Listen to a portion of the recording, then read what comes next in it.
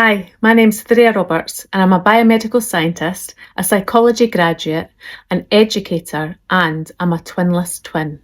And this book exists because losing my twin didn't just break my heart, it rewired my nervous system, my identity, and my understanding of survival. I grew up in chronic trauma, neglect, racism, instability, and fear. My twin sister and I shared the same childhood, the same threats, the same beginnings, but our nervous systems adapted differently. I survived by becoming controlled, hyper-responsible and functional. My sister survived by seeking relief through intensity, escape and numbing. Neither pathway was a choice.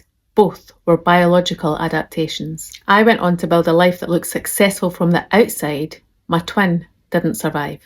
And that difference, that unbearable question of why one survives and one doesn't, is at the heart of this book.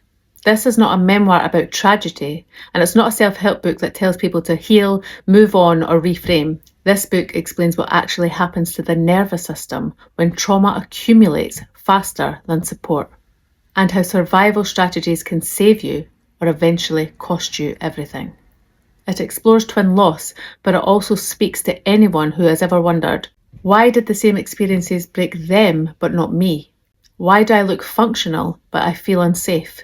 Why did survival turn into identity? And why does healing feel like betrayal?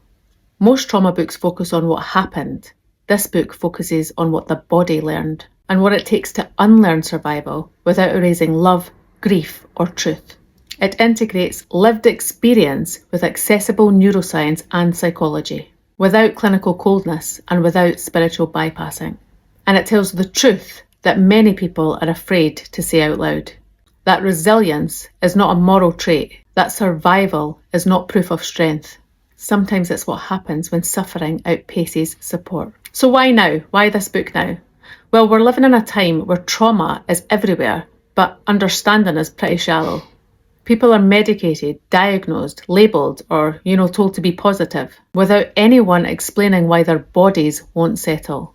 This book gives language to what millions of people are carrying silently. The exhaustion of surviving, the guilt of living, the fear of being alone in your origin, and the terror of letting go of the strategies that once kept you alive.